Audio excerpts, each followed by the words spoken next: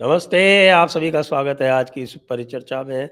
और आज हम बात करेंगे हिंदू राष्ट्र के बारे में। पाकिस्तानी बुद्धिजीवियों का क्या विचार है। और हमारे साथ हैं अभिषेक मिश्र जी। आप इनसे एक बार पहले मिल चुके हैं जयपुर डायलॉग्स पर।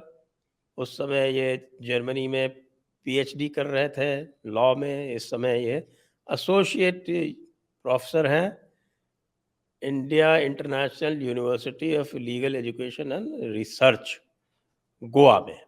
आपका स्वागत है अभिषेक जी एक बार पुनः जयपुर डायलॉग्स पर। धन्यवाद सर। ये बड़े सौभाग्य की बात है कि आपने मुझे अपने इतने बड़े मंच पे न्योता दिया। हम सभी आपके वर्क से जो है बहुत कुछ सीखते हैं। तो एक स्टूडेंट को आपके साथ ये मंच साझा करने का मिल रहा है मौका, इसके लिए मैं आपका बहुत धन्यवाद करता हूँ। धन्यवाद सर। तो आज का जो विषय है, मैं बात हम करेंगे कि हिंदू राष्ट्र से लोगों को क्या समस्या है। जब यहाँ पर बात होती है सेक्युलरिज्म की, और सेक्युलरिज्म को ऐसा बताया जाता है कि भाई कि ये जो भारत देश है वो सेक्युलरिज्म के कारण ही बचा हुआ है, नहीं तो यदि सेक्युलरिज्म नहीं रहेगा तो यह देश खंड खंड हो जाएगा, इत्यादि इत्यादि। तो ये ऐसा जो कहा जाता है, इसके पीछे क्या पूर्वाग्रह हैं आपके विचार में? क्योंकि आपने तो सेक्युलरिज्म की अच्छी स्टडी की है, आप जानते हैं ये क्या है और हिंदू राष्ट्र क्या है। तो थोड़ा-सा इसका बैकग्राउंड आप बताएँ, तो फिर उसके बाद फिर हम ज़रा जो पाकिस्तानी बुद्धिजीवियों की जो मान्यताएँ हैं, उनके बारे में फिर विचार-विमर्श करें। जी सर।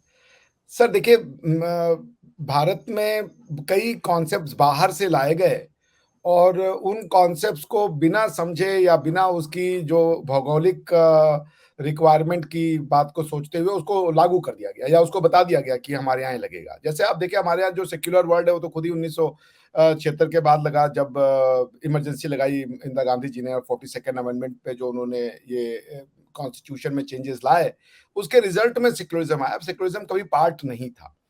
प्रायः लोग कंफ्यूज हो जाते हैं कि सेक्युलरिज्म जो है उसका मतलब होता है religious neutrality of the state. ये कतई नहीं है। जैसे मैंने अपने पिछले एक भाग में, जो मेरी पिछला इंटरव्यू हुआ था प्रवेश सर का, मैंने उनसे भी पूछा सर आप क्या समझते हैं, और मैं उनका बड़ा सम्मान करता हूँ, उनके पीछे उनका नाम ले रहा हूँ, ये कहना बहुत जरूरी है। तो मैंने सर से पूछा कि सर आप सेक्युलरिज्म से क्या समझते हैं, तो कहते हैं सेक्युलरिज्म का वो मतलब है कि जहां पे राष्ट्र जो है सबको एक समान समझेगा। ये इसका सेक्युलरिज्म से कोई लेना देना नहीं है। सेक्युलरिज्म जो है ये एक प्रक्रिया है। इस प्रक्रिया के स्वरूप, इस प्रक्रिया के कॉन्सिक्वेंस में जो कॉन्स्टिट्यूशनल गवर्नेंस का कॉन्सेप्ट दुनिया में आया वो है सेक्युलरिज्म का। सेक्युलरिज्म जो यूरोप समझता है और जो सेक्युलरिज्म हम समझते हैं उसमें जमीन आसमान का अंतर है। जो सेक्युलरिज्म अमेरिकन है और जो सेक्युलरिज्म हमारे यहाँ लगाया गया उसमें भी जमीन आसमान का अंतर है। तो तीन सेक्युलरिज्म घूम रहे हैं इस समय और तीनों को समझने की आवश्यकता है। पहला यूरोपियन सेक्युलरिज्म है। यूरोपियन सेक्युलरिज्म बहुत सिंपल है। उनका ये था, क्योंकि उनकी जो सोसाइटी का फॉर्मेशन हुआ था उसमें Bible was the pivot, Bible was the centre, जिसकी वजह से कि पूरा जो उनका गवर्नेंस या एडमिनिस्ट्रेटिव आर्किटेक्चर था, जुडिशियल लीगल सिस्टम था, वो बिब्लिकल था। वही उनका जूरिस्प्रूडेंस था जिसको वो कैनन लॉ भी कहते हैं। उनके लोगों को ये बाद में समझ में आया कि ये बिब्लिकल लॉ होने के बाद भी यूरोप में पीस नहीं आ रहा था। यूरोप जो है कभी कैथोलिज्म के नाम पे, प्रोटेस्टेंटिज्म के नाम पे या क्रिश्चियनिटी के डिफरेंट फॉर्म्स के नाम पे लड़ते ही जा रहा था। और कई मतलब सेंचुरियां तक उन्होंने आपस में एक दूसरे का गला काटा। तो यूरोप में फिर स्कॉलर्स आने लगे और उन्होंने ये सोचा कि भाई क्या तरीका है कि हम ये इस चीज को अवॉइड करें। सबसे पहले किताब आई सर इमैनुअल कांट की। उनकी किताब का नाम है परपेचुअल पीस। परपेचुअल पीस में इमैनुअल कांट ने ये संकल्पना रखी कि राष्ट्र को रिपब्लिक होना चाहिए, जिससे कि वॉर करने की जो पावर है राजा की ना होकर के राष्ट्र में, जो राज्य में जो लोग रह रहे हो उनका हो। दूसरा कि राज्य के लोग जो है वो सिटीजनशिप का स्टेटस एक्वायर करें, शेयर होल्डर बने, न कि प्रॉपर्टी हो कि जमीन भी दिया तो उसके साथ साथ लोग भी चले गए। जैसे हमारे यहाँ पे था कि बंबई जो था वो गोवा, वो पुर्तगीज किसी राजा ने उठा के दे दिया गिफ्ट में एज अ डाउरी। तो हम सो के उठे तो इंडियन, हम खुद को इंडियन समझ रहे थे लेकिन हम पोर्टुगीज थे, और उसके बाद जब ये प्रॉपर्टी दे दी गई तो हम इंडियन बन गए। सो सेक्युलरिज्म का पहले रिपब्लिक का फॉर्म ऑफ गवर्नेंस की बात आई, फिर उसके बाद आई जॉन लॉक की किताब टू ट्रीटाइज ऑफ गवर्नेंस, जिसमें जॉन लॉक ने यह कह दिया कि डिविनिटी जो है वो किसी भी पॉलिटी का क्रिएशन नहीं कर सकती। पॉलिटी का यानी सॉवरेनिटी का क्रिएशन डिविनिटी से नहीं आता। डिविनिटी से जो इतर कॉन्सेप्ट वो दिया, उन्होंने दिया पॉपुलर सॉवरेनिटी, यानी लोग डिटरमाइन करेंगे कि उनका सॉवरेन कौन है, और लोग इसलिए ये डिटरमाइन करेंगे कि लोग अपने सॉवरेन खुद है, तो जो सॉवरेन है वो अपने सॉवरेनिटी का निर्माण करेगा। इसलिए दुनिया, यूरोप ने रेनेसा में डिवाइन सॉवरेनिटी को त्यागा और पॉपुलर सॉवरेनिटी के कॉन्सेप्ट को एक्सेप्ट किया। अब ये पॉपुलर सॉवरेनिटी आज ही कहते हैं। ये पॉपुलर सॉवरेनिटी यूं आई कि जॉन लॉक ने लिखा कि बाइबल या जो भी ऐसी रिलीजियस किताब है जहां पे ये पॉलिटिकल पावर उसी में निहित है, उस किताब से पॉलिटिकल पावर निकालिए, बाकी सब चीजें वही रहने दीजिए। पॉलिटिकल पावर को निकाल करके जब आप एक पॉलिटी का निर्माण करेंगे तो वो कॉन्स्टिट्यूशनल गवर्नेंस की शुरुआत करेगा। यानी कि the separation of politics from the church जिसको कहा गया, या बाइबल कह लें, वो था जब आप जो पॉलिटिक्स आपने निकाली या पॉलिटिकल पावर निकाला, वही पॉलिटिकल पावर कॉन्स्टिट्यूशनल पावर कही जाती है। इसी प्रोसेस को सेक्युलरिज्म कहते हैं। सेक्युलरिज्म कतई नहीं कहता कि जो है सब इक्वल हो, लेकिन चूंकि आपने जब बाइबल से पावर निकाल दी और अब स्टेट के पास वो पावर आ गई, तो अब state rule of law create करता है, अपना रूल लॉ खुद बनाता है। क्योंकि डिवाइन लॉ में तो बिलीवर और नॉन बिलीवर समान नहीं हो सकते। तो रूल ऑफ लॉ अगर ये कहता है कि every human being is equal, then it has to be a positive law, that means man-made law, because all the divine law in West had always said that the humanity is divided into two parts, believers and non-believers. तो ये rule of and believers are not equal to non-believers. exactly. Believers तो are superior. Exactly तो अगर आपको सारे इंसानों ये कहना है कि everyone is born free and equal, तो वो आप उसका सोर्स किसी भी डिवाइन बुक में नहीं हो सकता। जो लॉ होगा वो मैन मेड लॉ आया। मैन मेड लॉ में ये कहा गया कि everyone is born equal as far as the state is concern, हम किसी में कोई डिस्टिंक्शन नहीं करेंगे। ये रूल ऑफ लॉ की शुरुआत हुई, और ये जो रूल ऑफ लॉ की जननी है, ये है कॉन्स्टिट्यूशन। और ये कॉन्स्टिट्यूशन का निर्माण होता है जब आप किसी डिवाइन अब्राहमिक फेथ के डिवाइन बुक से पॉलिटिकल पावर को निकालते हैं। What is political power? Political power is the law, power to make law, power to administer law, power to decide on the laws, rights and obligation, यही है। तो constitutional governance means secular governance. If you have secularism, इसका मतलब है कि आपके पास constitutional governance है। अब हमारे यहाँ पे देखें, कई मुस्लिम जो हमारे भाई बहन है वो कहते हैं कि भाई यहाँ पे सेक्युलरिज्म खतरे में। भाई अगर आप हिंदुस्तान को सेक्युलर मानते हो तो आप कुरान, जो यूसीसी का विरोध कर रहा है वो सेक्युलरिज्म का विरोधी है। क्योंकि सेक्युलरिज्म का मतलब कि आप कुरान की सारी पॉलिटिकल पावर निकाल करके भारत के संविधान में निहित करेंगे। और जब तक आप भारत के संविधान में कुरान से सारी पॉलिटिकल पावर निकाल के निहित नहीं करते, जब तक आप अपने मैटर भारत के जो सिस्टम के अंतर्गत आए हुए जजेस, ब्यूरोक्रेट्स, लॉ मेकर्स, इनके अधीन नहीं करते, जब तक parliamentary supreme law, parliament supreme law नहीं हो जाता आपके लिए, तब तक आप सेक्युलरिज्म का नाम भी नहीं ले सकते। क्योंकि सेक्युलरिज्म का मतलब है कि भारतीय, अगर secularism means constitutional governance, constitutional governance means constitution becomes the supreme document. Even अगर आपका जो डिवाइन डॉक्यूमेंट है वो कॉन्स्टिट्यूशन से कॉन्फ्लिक्ट में आता है लॉज ऑफ रिपग्नेंसी के तहत, तो कॉन्स्टिट्यूशनल लॉ प्रिवेल्स। तो पार्लियामेंट का बनाया हुआ लॉ, बिकॉज पार्लियामेंट बनाता है, कॉन्स्टिट्यूशन बनाता है पार्लियामेंट, तो अगर पार्लियामेंट कह रहा है कि यूसीसी विल बी देयर और आप फिर मोनोगमी करेंगे, तो आप ये दुहाई नहीं दे सकते कि हमारे डिवाइन लॉ में हमें 4 शादियों की इजाजत है। बिकॉज आप सेक्युलरिज्म तभी एक्सेप्ट होगा जब आप अपनी सारी पॉलिटिकल पावर अपने उस होली बुक से निकाल के आप हमारे कॉन्स्टिट्यूशन में नहीं डालते, और वो तब आपका कॉन्स्टिट्यूशन बनेगा।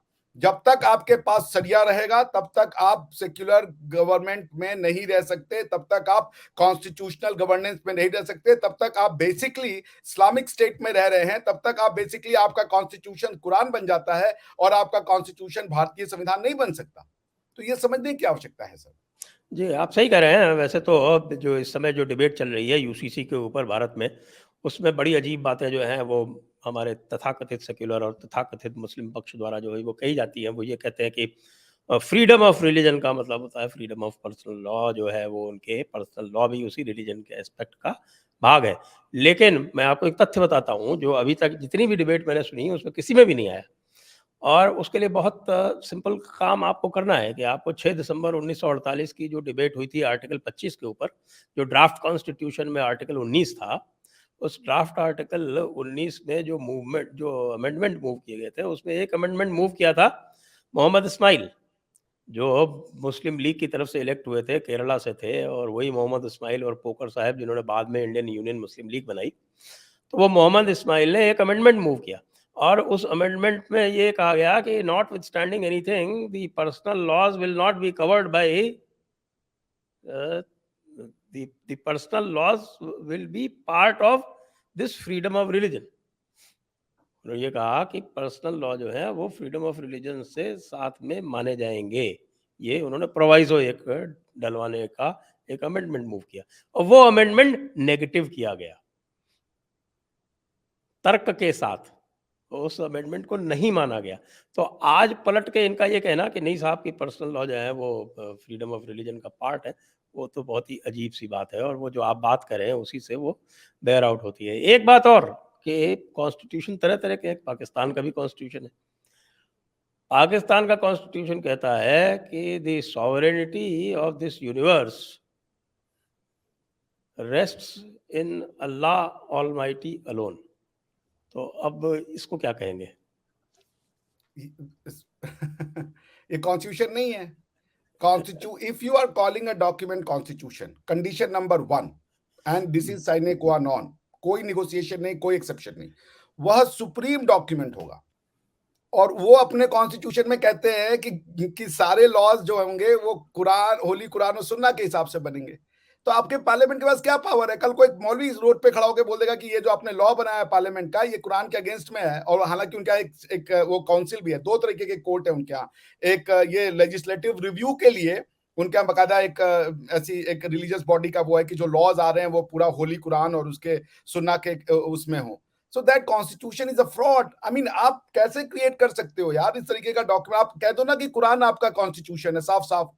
लेकिन आप देखिए, मैंने टर्की का कॉन्स्टिट्यूशन आपको पढ़ देता हूं, इजिप्ट का कॉन्स्टिट्यूशन पढ़ देता हूं, कजाकिस्तान का कॉन्स्टिट्यूशन पढ़ देता हूं। नन ऑफ दीज स्टेट से वी आर इस्लामिक लैंड। हमारे यहाँ क्या है कि ये भारत में फ्रीडम ऑफ रिलीजन के नाम पे इस लैंड को इस्लामिक बनाना चाह रहे हैं। कजाक में 80% people are Muslims, but they never say Kazakhstan is a Islamic land. आप देख ले, तुर्की में, तुर्की जो है वो सेंट्रल एशियन है, वो यूरोप में रहते हैं, और वो कभी नहीं कहते कि हम एक इस्लामिक लैंड है। तुर्की का कॉन्स्टिट्यूशन कहता है we are a secular constitution, that means हमारा कुरान से बस एक पर्सनल वास्ता है। तो पॉइंट ये कि भाई आप ये सऊदी अरेबिया और ये जितने अरब नेशंस है, इनका कॉन्स्टिट्यूशन कुरान है, बिकॉज कि कुरान इन्हीं के उसमें से निकला। जैसे हमारा कॉन्स्टिट्यूशन वेद है, भारत का कॉन्स्टिट्यूशन वेद ही है और कुछ नहीं हो सकता। हाँ, ये है कि हमने वेदों में धीरे धीरे धीरे धीरे चेंज करके आज प्रेजेंट फॉर्म के कॉन्स्टिट्यूशन को हमने शुरुआत की है। लेकिन अगर हम लॉ ऑफ वैलिडिटी जाए कि ये कॉन्स्टिट्यूशन क्यों हमारा कॉन्स्टिट्यूशन है, तो उसके थ्रू जब हम एक यूनिवर्स में, मतलब बैक साइड में जाएंगे अपनी वैलिडिटी को ट्रेस करने, तो वेद ही स्टार्टिंग पॉइंट है। जब हमको लोगों ने एक हमें हमें एक कॉर्पोरेटाइज सोसाइटी बनाने की जो प्रयास है, वो वेदों में आता है। ये तो इसका उन्नत फॉर्म है, ये प्रेजेंट कॉन्स्टिट्यूशन उन्नत फॉर्म है ना, तो ये पहला है और ना शायद ये आखिरी होगा। प्रश्न ये उठता है कि भाई आप जो अरबिया के लोग हैं, वो अगर ये सऊदी अरेबिया का कॉन्स्टिट्यूशन कहता है कि Quran is our constitution, rightly so, बिल्कुल सही। इसीलिए कहते हैं, जो लोग ये कहते हैं कि आप ये कहते हो कि भारत हिंदू राष्ट्र है, तो वो सऊदिया से पूछे ना, सऊदिया कह रहा है कुरान इज आवर कॉन्स्टिट्यूशन। तो सऊदिया एक मुस्लिम राष्ट्र है, इसको मानने में हमें कोई वो परहेज या गुरेज नहीं है।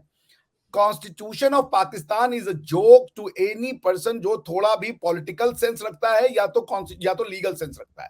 आप डॉक्यूमेंट भी बना रहे हो, कॉन्स्टिट्यूशन कह रहे हो उसको, और उसमें कह रहे हो कि ये this document is subservient to the Quran itself.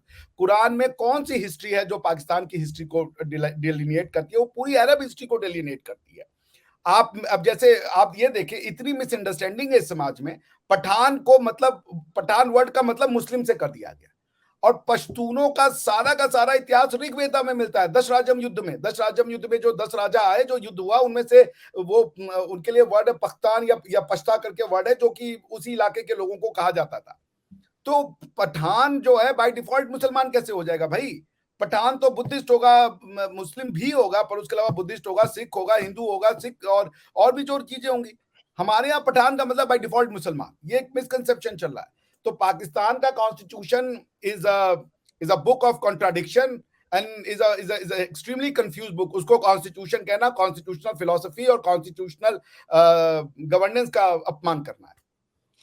अब मैं आपसे बात करूँगा क्योंकि ये आपका मैंने देखा जो आपका डिस्कशन हुआ था परवेज़ हुदबॉय जी के साथ में। परवेज़ हुदबॉय जी, दर्शकों को बता दूँ कि पाकिस्तान के एक बहुत नामी वैज्ञानिक हैं, साइंटिस्ट हैं और काफ़ी जिसको हम कहें कि काफ़ी प्रोग्रेसिव प्रगतिशील विचार रखते हैं। लेकिन जब बात आती है हिंदुओं की, हिंदू राष्ट्र की, तो वो ब्लाइंड साइडेड हो जाते हैं। ये मैंने ऑब्ज़र्व किया उसमें। अच्छा, ये समस्या केवल उन्हीं की नहीं है। मेरा तो ये ऑब्ज़र्वेशन है कि पाकिस्तान का कोई भी इंटेलेक्चुअल, अधिकतर तो पाकिस्तान में तो कोई बचा ही नहीं है।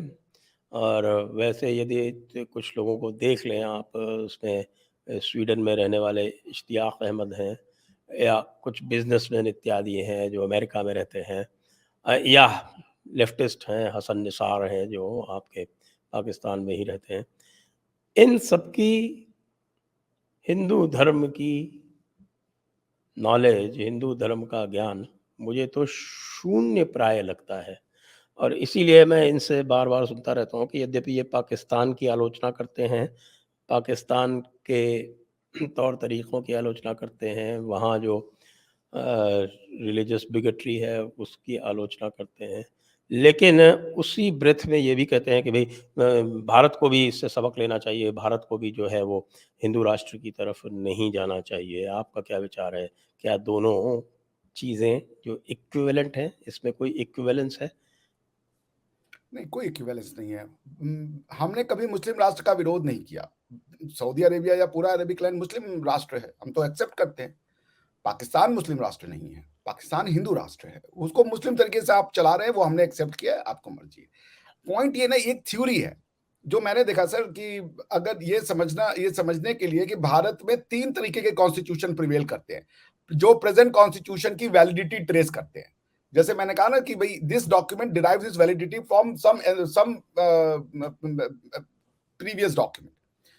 एक स्कूल ऑफ थॉट कहता है ब्रिटिश है कॉन्स्टिट्यूशन मेकर। 1857 का जो प्रोक्लेमेशन हुआ और जो ईस्ट इंडिया कंपनी ने जो हिस्सा जीत लिया था और वो बाद में through the law of investment appropriation कर लिया वो क्वीन ने, और वो प्रॉपर्टी से वो पूरा का पूरा अचानक से एक सॉवरेन स्पेस बन गया, क्योंकि अदरवाइज वो पर्सनल प्रॉपर्टी थी ईस्ट इंडिया कंपनी की। तो उनका ये कि 1857 is the constitution because that's how India became British India. दूसरा स्कूल ऑफ थॉट है नहीं भाई, Mughal came and Mughal taught us political history, वो उन्होंने इंडिया को यूनिफाई किया, ये उनकी है। तो ये लोग अपना अम्बिलिकल कॉर्ड, प्रेजेंट कॉन्स्टिट्यूशन का अम्बिलिकल कॉर्ड मुगल से जोड़ देते हैं।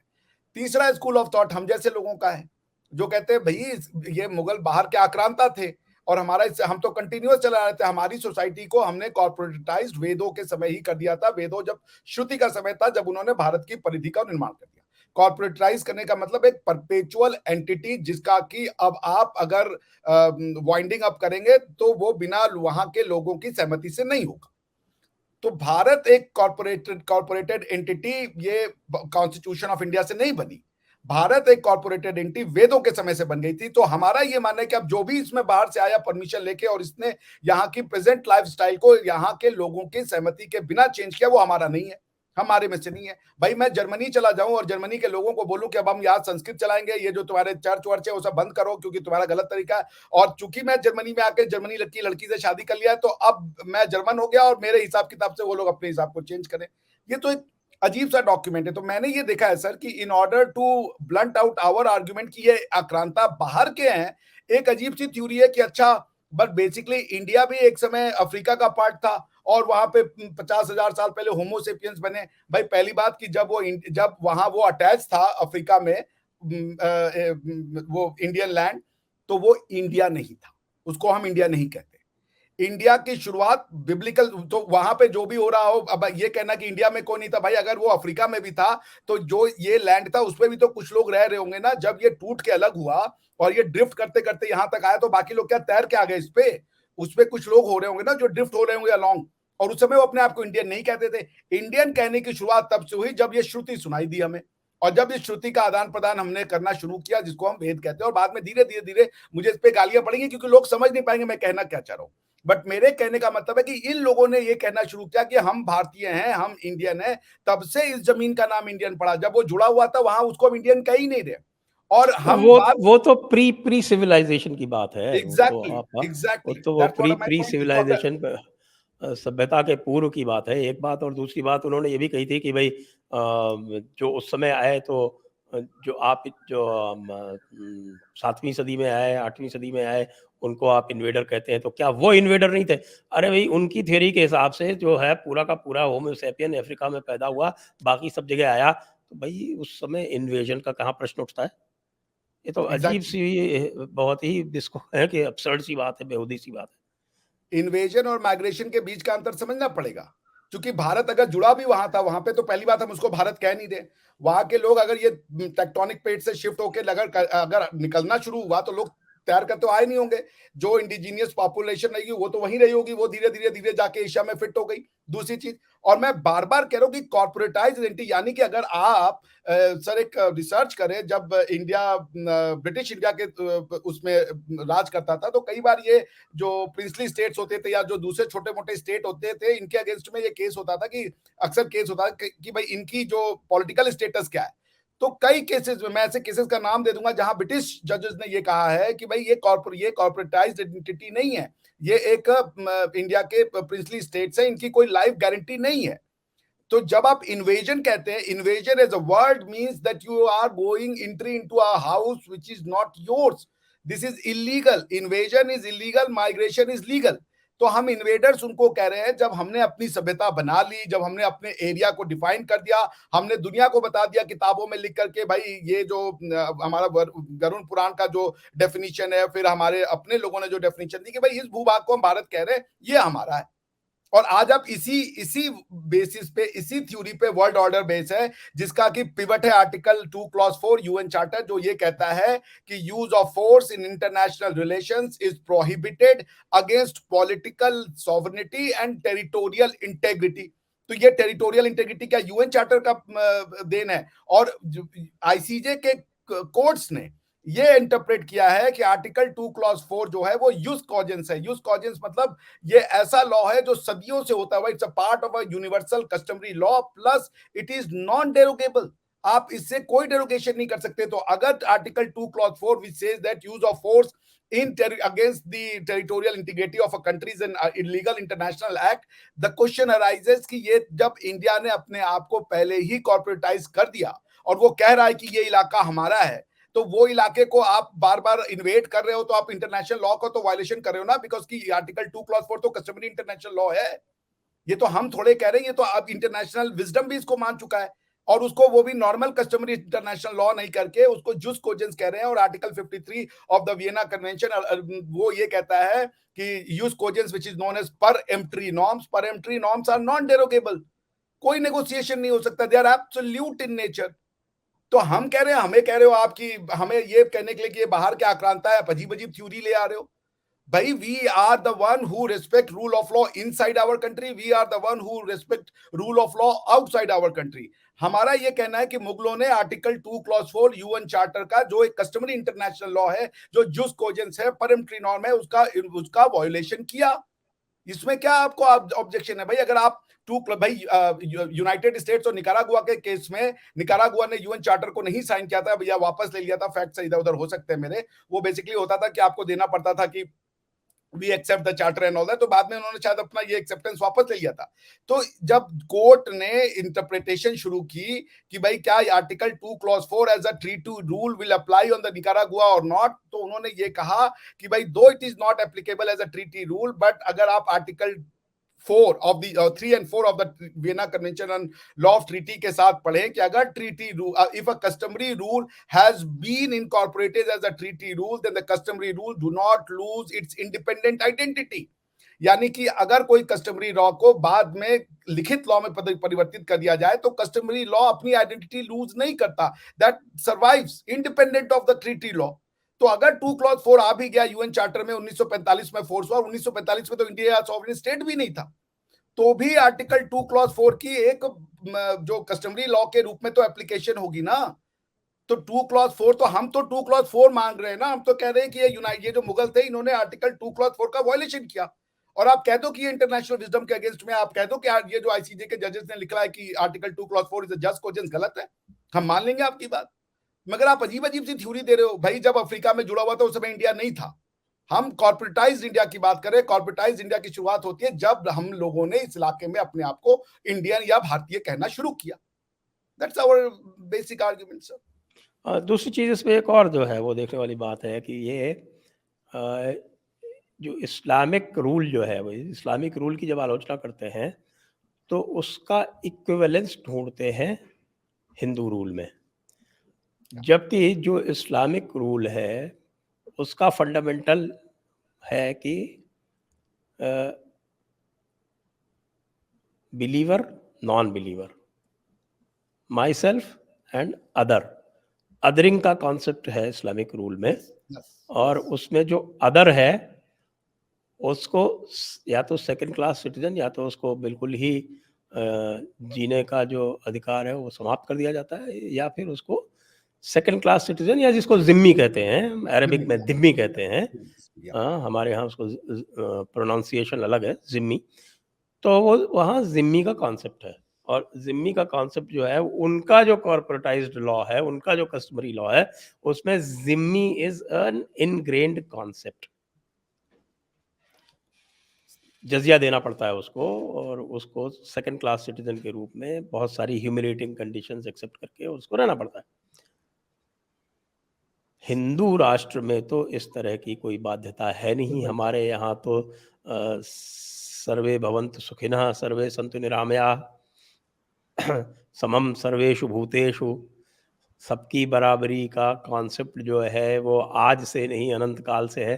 जिसको आप कह रहे हैं कि भाई हमारा जो 2-4 है और उनका जो 2-4 है वो अलग अलग है। हमारा जो 2-4 कस्टमरी लॉ है वो सबको बराबरी का अधिकार देता है, और उस सेंस में जब वो कहते हैं कि साहब की सेक्युलरिज्म मीन्स कि सब बराबर हैं, तो भाई इसका मतलब तो ये हुआ कि जो हिंदू लॉ है वो तो इनहेरेंटली सेक्युलर हुआ। अगर परवेज भूत भाई की डेफिनेशन लें, या जैसा कई बार हम इश्तियाक अहमद को सुनते हैं, वो ज़्यादा तो नहीं जाते लेकिन वो ये कहते हैं कि भाई इनको बचना चाहिए, इनको जो है वो रिलीजन में नहीं जाना चाहिए। उनको रिलीजन और धर्म का अंतर भी नहीं पता है वैसे।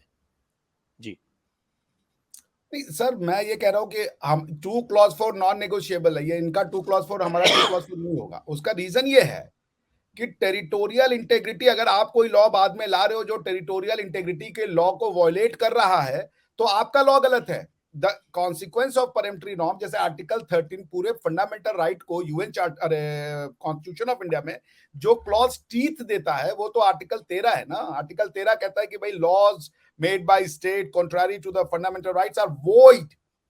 तो उसी तरीके से परम्पटरी नॉर्म्स ये कहते हैं कि laws made against the peremptory norms are void.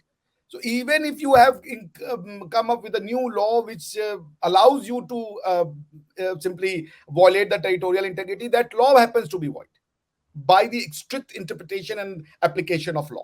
तो मैं ये भी नहीं कहूंगा कि बिकॉज कि भाई वो फिर peremptory norm is a customary norm, but there are various kind of customary law, universal, regional. So regional customary law has to give in to universal customary law. यहाँ पे ये, और मैं ये कस्टमरी लॉ के भी एक ऊपर की बात करूँ कि ये तो परम्पटरी नॉर्म है कि भाई ये नॉन नेगोशिएबल है, इसका कोई एक्सेप्शन नहीं होगा। आपके पास है तो वो भी एक्सेप्शन हम काउंट नहीं करेंगे, पर मैं अभी इस पे नहीं जाता। मैं ये कहता हूं कि सर भाई जब आप जो जितने अब्राहमिक फेथ है वो प्रिस्क्रिप्टिव इन नेचर है, हमारा धार्मिक ट्रेडिशन डिस्क्रिप्टिव इन नेचर है। जैसे कल मुझे किसी शो में पूछा किसी ने कि क्या मुस्लिम सनातनी हो सकता है, मैंने कहा कतई नहीं, मगर एक सनातनी मुस्लिम हो सकता है। एवरी, बिकॉज कि सनातन धर्म को डिस्क्राइब करता है ना, सॉरी व्यक्ति को डिस्क्राइब करता है, ह्यूमन को डिस्क्राइब करता है, और उसके हिसाब से वो कहता है कि भाई ऐसा करोगे तो तुम अपनी इन इंद्रियों पे काबू करके अपना लाइफ का बेस्ट पा सकते हो। पर वो ये नहीं कह रहा कि तुम्हें करना है ये करो, तुम्हें डेली लाइफ में या तुम्हारे रोज के जो ट्रांजैक्शनल वो डिस्प्यूट है उसका सोल्यूशन धर्मा से आएगा। उसके लिए मनुस्मृति वाला धर्मा लगेगा जिसमें कि वो फिर सोशल ऑर्डर को कैसे ट्रांजैक्शनली गवर्न करना है। जो कि आप अगर ये देखें मैक्स मुलर जैसे लोगों की अध्ययन की, मैक्स मुलर लोग कहते थे Indians were philosophers but they had no idea of nations, because उनको डे टू डे ट्रांजैक्शनल और एप्लीकेबल और प्रैक्टिकल लाइफ के प्रॉब्लम्स का, भाई मनुस्मृति पढ़ लेते आप, मनुस्मृति तो किसी भी कैनन लॉ के आए हुए पहले की है, आप अर्थशास्त्र पढ़ लेते, तो वो दुनिया को वो नेशन स्टेट की नेशन के फॉर्म, बिकॉज वो बिब्लिकल स्कूल ऑफ, भाई कहीं ना कहीं से तो आपकी एपिस्टेमोलॉजी का बेसिस होगा ना, भले आप उसको एक एनलार्ज करके आप उसमें कुछ नई चीजें जोड़ें या उसको रिजेक्ट करें, बट उसका बेसिक पॉइंट तो वही रहेगा।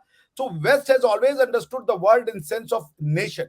हमारे यहाँ पे नेशन की कभी परिकल्पना नहीं की गई, हमारे यहाँ पे परिकल्पना की गई सोशल ऑर्डर की। वर्ण में हमने गुण के आधार पर इंसानों को बांटा, वो सिर्फ भारत के लिए थोड़े है, वो तो सारी दुनिया के लिए। भाई क्षत्रिय तो दुनिया भर में पाए जाएंगे, ब्राह्मण तो, Veda is not applicable for India only, it has a universal application because it is truly धार्मिक। धार्मिक मीन्स डिस्क्राइबिंग योर गुण। तो क्या भारत के लोगों का गुण और बाहर के लोगों का गुण अलग थोड़े हो जाएगा? इंसान थोड़े अलग अलग प्रकार के हैं। So we had a universal appeal, और इसीलिए हम विश्व गुरु बन भी रहे हैं, because our document appeals to the world.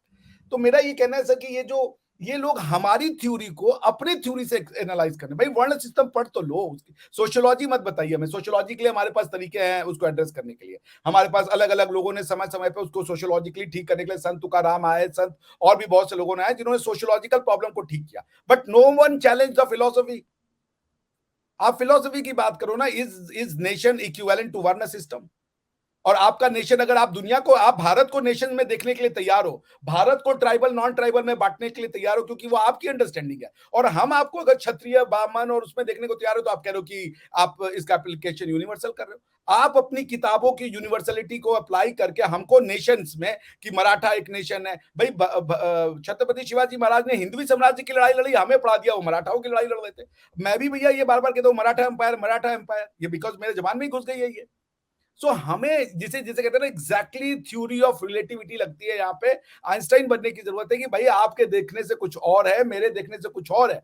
तो अगर आप हमें नेशन स्टेट बता रहे हो कि यूपी एक नेशन है और India is a कॉन्ग्लोमरेशन of nation, तो फिर हमारे हिसाब से भाई आप में से कई लोग ब्राह्मण हैं, कई लोग ये हैं, वो हमारा अंडरस्टैंडिंग। तो आप में से कई लोग उतनी एबिलिटी नहीं पा पाए कि वो साइंस और फिलोसफी को अंडरस्टैंड कर सके। सो इस प्रॉब्लम की हमारे आगे कुछ लोगों ने बाहर के एजुकेशन को पढ़ा और वो हम पे लगा दिया। जैसे मैं नहीं समझ पाता हूं सर, भारत में ट्राइबल कब बन गया? Who is tribal? वेदों में तो ट्राइबल की कोई वो बातचीत नहीं कही, उसके बाद में पुराणों में भी ट्राइबल की बात की, तो ये अचानक से एक ट्राइबल सोसाइटी कहां से आ गई? और वो वो तो ट्राइबल सोसाइटी, हम थोड़ा वो जो है वो अंग्रेज़ों ने जो हम लोगों के साथ किया, उस एरिया में जा रहे हैं, उसको भी छोड़ते जी हैं जी जी, थोड़ा-सा। मेरा जो प्रश्न था, वो फिर से उसको दोहराता हूँ। जी जी जी, आप उसको थोड़ा-सा दूसरे ट्रैक पे ले गए। जी जी, कह रहा हूँ कि भई पाकिस्तान वाले कहते हैं कि आप यदि रिलिजन के हिसाब से चलोगे तो आप पाकिस्तान की तरह हो जाओगे। इस पर बोलिए। तो हमारे पास नहीं है ना religion, we never had religion. हमारे पास शुरू से धर्म रहा है, हम धार्मिक रहे हैं। रिलीजन का पॉलिटिक्स से कोई लेना देना नहीं, मगर धर्म के बिना पॉलिटिक्स नहीं हो सकती, बात खत्म है। Without morality how can you govern? अगर वेलफेयर स्टेट धार्मिक कॉन्सेप्ट है भाई, वेलफेयर इज अ धर्म। राजा को राजा कौन बनाता है? उसका कर्म राजा बनाता है। यदि वो पोजीशन पे बैठा हुआ आदमी कर्म दुष्कर्म कर रहा है तो वो राजा नहीं है। ये हमारे लोग कह रहे थे, इसको कितना टफ है समझना। राजा इज नॉट बाय, जैसे आप अगर ऑस्टिन की थ्योरी ऑफ लॉ पढ़े, तो ऑस्टिन ये कहता है कि लॉज बाय पोजीशन, जो बाद में जिसको वो पॉजिटिव लॉ की जो वर्ड की शुरुआत हुई, laws by position and divine law. So if someone is at the position and he has authority to make the law, तो वो जो भी चीज बनाएगा वो लॉ हो जाएगा। हम ये कह रहे, हमारा ये कभी मानना नहीं था। हम ये कह रहे पोजीशन से तुम राजा नहीं बनोगे। आप क्या पे ये, आप जॉन लॉक को पढ़े तो वही कह रहा था कि भाई एडम से, एडम चूंकि भगवान का रिप्रेजेंटेटिव था, भगवान ने बनाया था, उसके बाद वो जो है पूरा उसका जो इनहेरिटेंस का रूल आ गया उसको राज करने का। हमारा ये कंसेप्ट ही नहीं है। हम कह रहे राजा, you will not become a king just because you acquire the throne of the king. The राजा you will be only when you have the धर्म ऑफ राजा। आप लोगों में लोगों को सब एक समान वो करोगे, वेद को माने या वेद को न माने। तो और क्या चाहिए भाई? हम कह रहे हैं राजा इज कॉर्पोरेट सील है। राजा इज अ परपेचुअल एंटिटी, उसमें बैठ रहा है, हम उसको नहीं डिस्क्राइब कर रहे हैं। रिलीजन जो बैठता है उसको डिस्क्राइब करता है। धर्मा जो बैठ रहा है उसके बाद जो राजदंड होगा उस राजदंड को डिस्क्राइब कर रहा है। धर्मा इज अ कॉर्पोरेट, जिसे कह लीजिए कॉन्सेप्ट, जो कि इंसान के साथ चलेगा। इंसान यदि उसके अगेंस्ट में काम कर रहा है तो फिर वो राजा भले हो, जिसको हम आज देख लेना, इसी इसी धार्मिक थ्योरी पे आज जो सुप्रीम कोर्ट के पास ये पावर है कि पार्लियामेंट ने अगर कोई लॉ बनाया आर्टिकल 246 में अपनी पावर का इस्तेमाल करते हुए, 245 और 246 की पावर का इस्तेमाल करते हुए, पर यदि वो लॉ कॉन्स्टिट्यूशनल स्कीम को अगर वो डिराइड करता है तो हम उस लॉ को हटा देंगे। So what is the consequence? That means law, anything made by parliament can be law provided the process is followed of course. लेकिन अगर उसमें वो लीगल इंग्रेडिएंट नहीं है, अगर उसमें जस्टिस के एलिमेंट नहीं है, अगर उसमें कॉन्स्टिट्यूशनल एलिमेंट नहीं है, तो उसको फिर हम लॉ नहीं कहेंगे, just because it has been made by institution who has the prerogative to make law. यही धर्म है। धर्म जो जो जो लोग भारत की ट्रेडिशन को नहीं समझ पा रहे हैं, क्यों भारत दुनिया को अपील कर रहा है? क्योंकि भारत धर्म की बात कर रहा है, राजनीति पॉलिटिक्स का जब आप रिलीजन से सेपरेशन करते हैं तो कॉन्स्टिट्यूशन आता है, मगर जब आप कॉन्स्टिट्यूशन में धर्म मिलाते हैं तो वेलफेयर स्टेट आता है। सो पॉलिटिक्स का आप कॉन्स्टिट्यूशन से, पॉलिटिक्स का रिलीजन से जो भेद है वो अवश्य है, वो साइने को नॉन है to form a constitutional governance, नहीं तो वो डिवाइन गवर्नेंस होगा। फिर वहां पे जो राजा होगा वो कुरानिक या फिर बिब्लिकल सोर्सेज से अपनी पावर ले रहा होगा या फिर वो पाकिस्तान का कॉन्स्टिट्यूशन होगा। हाँ, वो बेसिकली होगा भी नहीं, बिकॉज कॉन्स्टिट्यूशन ऑफ पाकिस्तान में तो सारी, चूंकि उनका कुरान है कॉन्स्टिट्यूशन, और कुरान में अरबिया की है। अच्छा, तुर्कों ने नहीं एक्सेप्ट किया, इजिप्शियंस ने नहीं एक्सेप्ट किया, कजाक ने नहीं कहा कि कजाक का कॉन्स्टिट्यूशन कहता है the source of the political power is in the people. तुर्की कहता है कि we the source of the power, political power is in the Turkish nation. Egypt कहता है कि is the ancient Egypt nation. वो कह रहे हैं हमारे जो लॉ के सोर्स है इस्लामिक लॉज है, जूइश लॉज है और क्रिश्चियन लॉज है। और जितने भी ये अरबिक स्टेट है ये कहते हैं कि कुरान हमारा वो है, तो किसी भी अरबिक स्टेट में इलेक्शन नहीं होता। पाकिस्तान वाले कह रहे हैं कि कॉन्स्टिट्यूशन हमारा कुरान है और इलेक्शन भी करा रहे हैं। भाई कम से कम कुरान की बेगुमानी मत करें एग्जैक्टली आप। नहीं कहते हैं, actually it is a confused state. एक नहीं तरफ नहीं, से तो उनका कहते हैं कि सर आपको मैं कॉन्स्टिट्यूशन का उनका वो पढ़ देता हूँ, अपनी कॉन्स्टिट्यूशन में लिखा है उन्होंने। आपको मैं अभी पढ़ के सुना देता, आप मुझे 1 मिनट दे, आप बोले अपनी बात जो बचे सर प्लीज। या मैं यही कह रहा था कि पाकिस्तान की समस्या ये है कि वो ना तो पूरी तरह से इस्लामिक हैं और ना वो पूरी तरह से डेमोक्रेटिक हैं, वो बीच में कहीं फंसे हुए हैं। इसलिए उनकी और समस्या जो है वो गंभीर हो गई है। तो जो एक एलीट क्लास है, वो एलीट क्लास जो इस्लामिक आइडेंटिटी को है उसको अपने बेनिफिट के लिए इस्तेमाल करता है, और अपने लिए जो है वो सारे के सारे जो एक मॉडर्न नेशन के जो बेनिफिट्स होते हैं वो अपने लिए रखना चाहता है। तो ये जिसको कहते हैं ना इस्लामिक रिपब्लिक, तो it is neither Islamic nor Republic, it It is a cannot confuse be, guide. both can't coexist. You can either be republic or Islamic. You can never be Islamic and republic, Baba. Republic means constituency create करेगा Nations की या multi Nations की, और Quranic means कि वो फिर universe को देखेगा, वो तो क्रिएटर हो जाएगा। फिर जो क्रिएटर है उसका तो सब कुछ है। सॉवरिन हमेशा अल्लाह रहेगा, कोई जो भी रूलर होगा वो सबसर्विएंट होगा। Laws will be non negotiable. Human rights की जगह ही नहीं बचेगी। Human rights are the antithesis of the collective rights called शरिया और कैनन लॉज। क्योंकि ह्यूमन राइट्स में अगर ह्यूमन की इंडिविजुअलिटी से लॉज टकराएगा तो लॉज को हटना पड़ता है। जैसे आप देख लें, सुप्रीम कोर्ट ने एन नंबर ऑफ डिसीजंस में कहा है कि the only 2 instances where we can reject a law और simply strike down a law after it has been made by the parliament or other able bodies are 2 instances है। Number 1 कि वो 246 में और शेड्यूल 7 की स्कीम का violation कर दे, यानी कि जो उसके जुरिडिक्शन में पावर नहीं है उस पावर को बना दे, जिसको हम कहते हैं कॉम्पिटेंस बोलते हैं इसको। यस कॉम्पिटेंस कह ले। आर्टिकल 245 वाली जो लॉ है हाँ, कि भाई 246 टू 254 का जो वो पूरा स्कीम है। जी जी जी जी। सो एक तो ये ग्राउंड हो गया कि भाई अगर आपने स्टेट को स्टेट मैटर के जगह लॉ ना बना के उन्होंने यूनियन मैटर पे बना दिया तो वो लॉ हम हटा देंगे। दूसरा है आर्टिकल 13 कि यदि कोई ऐसा लॉ बनाया आपने जो ह्यूमन के जो राइट्स इंस्क्राइब्ड है कॉन्स्टिट्यूशन में उससे वो टकरा गया, then your laws have to take a back seat, your laws have to simply become outlaws. ये काम आप कभी भी शरीयत लॉ या डिवाइन लॉ के साथ नहीं कर सकते। ह्यूमन राइट्स आता ही तब है जब आप जो है पॉजिटिव लॉ से अपनी लॉ डिराइव करते हैं, क्योंकि ये जो जो शरीयत लॉ है ये कम्युनिटी का लॉ बनाते हैं। कम्युनिटी में इंसान इंपॉर्टेंट नहीं होता, वो कम्युनिटी और वो लॉ इंपॉर्टेंट होते हैं। ह्यूमन राइट्स में इंसान इंपॉर्टेंट होता है, और अगर लॉ इंसान के अधिकार के साथ टकराता है तो लॉ पीछे हटता है। ये तो एकदम एंटीथेसिस है। जो आप शरिया की भी डिमांड कर रहे हो और ह्यूमन राइट्स की भी वकालत कर रहे हो, तो आपकी समझ को मेरा नमन है भाई। दोनों को एग्जिस्टेंस हो ही नहीं सकते। जो ह्यूमन राइट्स की बात करेगा, क्योंकि भाई आप देखें, क्या जो डिवाइन लॉ है वो फ्रीडम ऑफ रिलीजन देता है? नहीं देता है भाई फ्रीडम ऑफ रिलीजन। वो कह रहा है दिम्मी बन के रहो, चाहे आप बिलीवर हो नॉन बिलीवर। वो कह रहा है बिलीवर तो हेल में जाएगा, तो फिर कैसा फ्रीडम ऑफ रिलीजन हुआ? फ्रीडम ऑफ रिलीजन का ये भी नॉन मतलब, बिलीवर हेल में जाएगा। हाँ sorry sorry sorry, so freedom of religion का ये भी मतलब है कि मैं दो तरह का फ्रीडम ऑफ रिलीजन, एक तो वो कि मैं जब रिलीजन मिल गया तो मैं उसको फ्रीली एक्सप्रेस कर सकूं, जिसको कि पहले उस पर बाद में आएंगे। दूसरा कि मैं रिलीजन चूज कर सकूं, आई कैन स्विच ऑन। कौन सा ये जो एब्राहमिक फेथ है वो रिलीजन का स्विच ऑन अलाउ करता है? ये जितने भी ये बड़े बड़े स्कॉलर्स पाकिस्तानी के मैंने सुने, ये तो बैकग्राउंड में तो हिंदू है, वो तो हिंदू है। भाई ये तो आपका कंसर्न ही नहीं होना चाहिए, because freedom of religion is not only freely expressing your religion, but freedom of religion also insures you the change and switching of the religion as at the top of the head. मेरा मन नहीं है मुझे Hinduism करने का, मैं Buddhism से ले लूंगा। नहीं है मुझे इस्लाम का, मैं हिंदू बन जाऊंगा। ये मेरी फ्रीडम है, स्टेट का कोई लेना देना नहीं है। और स्टेट यदि ऐसा लॉ बनाता है जो मेरे फ्रीडम को टेक अवे करता है, तो वो लॉ गिर जाएगा। भाई आप ह्यूमन राइट्स की बात नहीं कर सकते at the same time talking about sharia law, because human right is the very antithesis of this community based law, जहां पे कि इंसान से ज्यादा लॉ की इंपॉर्टेंस है, बिकॉज वो लॉ ईश्वर ने दिए हैं, अल्लाह ने दिए हैं। सो ये थ्योरेटिकल अंडरस्टैंडिंग नहीं, ह्यूमन राइट्स का आना ही ये हुआ बिकॉज ह्यूमन राइट्स क्या कहता है? Everyone is born free and equal. Will ये जो अब्राहमिक फेथ की किताबें, would they say that people are born free and equal? Is everyone equal? If I'm born in a Hindu family, am I equal to the Muslim in Pakistan?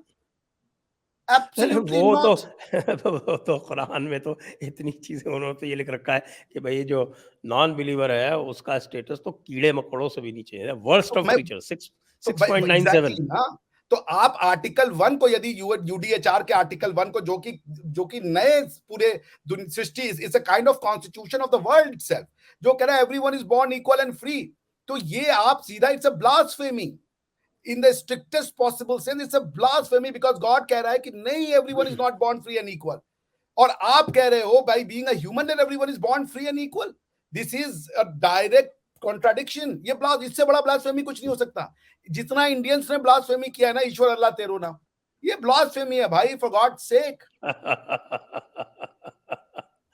इसीलिए ईश्वर अल्लाह तेरो नाम जो है वो मंदिरों में तो खूब गाया गया, किसी भी मस्जिद मदरसे में एक बार भी नहीं गाया गया। ये शायद आपको जानकारी है या नहीं है, मैं आपको तो बता ठीक है, सकता हूँ। उन्होंने एक ब्लास्फेमी बात नहीं और की। आपके उससे डिस्कशन से जो बहुत निकली थी, और वो जो मैं देखता हूँ ना, वो समस्या सिर्फ पाकिस्तानियों में भी नहीं है, हमारे भारतीय इंटेलेक्चुअल्स में भी काफ़ी है। जो अच्छे वेल मीनिंग इंटेलेक्चुअल्स हैं उनकी भी ये प्रॉब्लम है। और वो कहते हैं कि साहब की मनुस्मृति से छुआछूत आई, और साहब मनुस्मृति ने जो है वो विभाजन कर दिया, सामाजिक विभाजन है। इनमें से किसी ने मनुस्मृति पढ़ी नहीं है, और ना तो इनकी पढ़ने की शक्ति है। मैंने तो इश्तियाक अहमद को चैलेंज किया था, मैंने कहा भाई हमने 5 लाख रुपए का, बल्कि वो 6 लाख रुपए हो गया है, किसी और ने 1 लाख रुपए और कंट्रीब्यूट कर दिया है, कि उसमें आप यदि आप ये प्रूव कर दें किसी भी भारतीय स्क्रिप्चर से, प्रिंसिपली मनुस्मृति, क्योंकि सब लोग मनुस्मृति को ही ब्लेम कर देते हैं, कि यदि आप उससे ये सिद्ध कर दें कि इसमें जो है आपके छुआछूत है या वर्ण व्यवस्था जो है वो जन्म आधारित है, तो आपको हम 6 लाख रुपए देंगे। अब वो वो गीता में कहते भी तो लिखा, नहीं, आजकल बस लिखा है। हाँ, अरे क्या बात करते हैं, ये तो कोई भी प्रूव कर देगा, ये तो ऐसे हो जाएगा, वो तो वैसे हो जाएगा, करते कुछ नहीं है। तो कहते भाई एक श्लोक पढ़ दो 10.65 मनुस्मृति का। मैं तो ये भी नहीं कह रहा कि पहले जो उसके 1 से लेके जो 30 के श्लोक हैं मनुस्मृति में, वो साफ-साफ हो कि पूरा का पूरा जो स्ट्रक्चर है वो धर्म आधारित है। उसके बियॉन्ड, उसके कॉन्टेक्स्ट से अलग जाके आप मनुस्मृति को नहीं देख सकते। और उसने उसने जिनको सर्वश्रेष्ठ स्थान दिया है ब्राह्मणों को, उनके ऊपर 120 से अधिक रेस्ट्रिक्शन लगाए हैं। मैं तो चैलेंज करता हूँ, चुनौती करता हूँ, आज की दुनिया में कोई भी भारतीय ब्राह्मण बन के दिखा दे मनुस्मृति के अनुसार। दिखा दे, यस। संभव ही नहीं है। जिस प्रकार का त्याग, मतलब आप जो है वो घर में पैसा नहीं रख सकते। आप ये बताइए कि इसको क्या कहा जाएगा? इसको अत्याचार कहा जाएगा। आज के युग में तो इसको अत्याचार कहा जाएगा कि आप किसी से कहें कि नहीं तुम पैसा नहीं रख सकते, तुम केवल भिक्षा माँग के ले सकते हो, कम्युनिटी तुमको जो देगी वही मिलेगा। तुम अपने आप कुछ नहीं कर सकते, ना तुम व्यापार कर सकते हो, ना वाणिज्य कर सकते हो, ना आप सर्विस कर सकते हो। आपका काम केवल वेदाध्ययन करना है, दूसरों को पढ़ाना है और उसका प्रतिफल आपको, जो आपका समाज है वो अपने हिसाब से देगा, आपके कहने से नहीं देगा। आप नहीं फिक्स कर सकते अपनी वेजेस। संभव है क्या? और पनिशमेंट भी आपको जो है वो दूसरों का 4 गुना मिलेगा। यदि आपने कोई गलती की, वही गलती की। दूसरा चोरी करेगा तो उसको एक्स पनिशमेंट मिलेगा, तो आपको 4 एक्स मिलेगा। ये महाभारत में भी आया हुआ है प्रसंग पूरा का पूरा, आपने देखा होगा। और 2 बार आया हुआ है। अजगर पर्व में भी आया हुआ है और यक्ष प्रश्न वाले में भी आया हुआ है, दोनों में आया हुआ है। जिसमें जब ब्राह्मण की जो परिभाषा पूछी गई तो उसमें वो पूरा विस्तार से युधिष्ठिर बोलते हैं।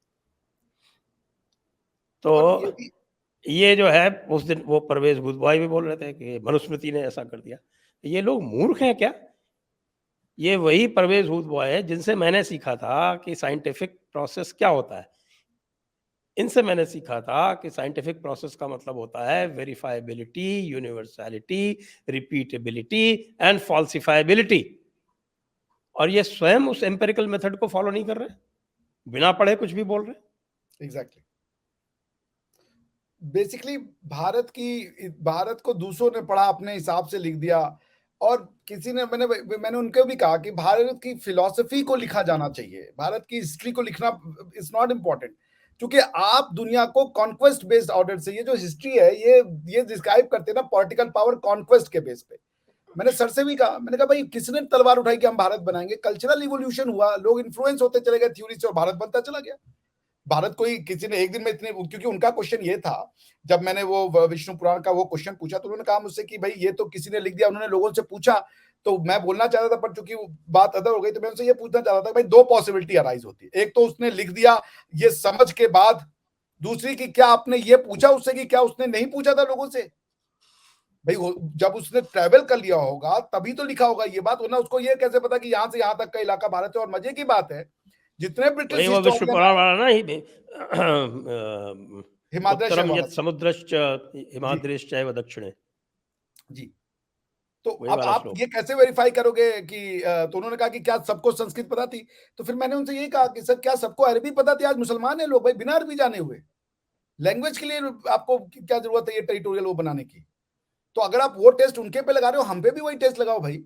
बात ये नहीं है कि वो लोग लैंग्वेज जानते थे, बात ये थी कि मैसेज पहुंचा कि नहीं, कल्चर पहुंचा कि नहीं। वो पहुंचा उसने अपने लोग पेप्सी पीते तो अंग्रेजी जानते हैं क्या?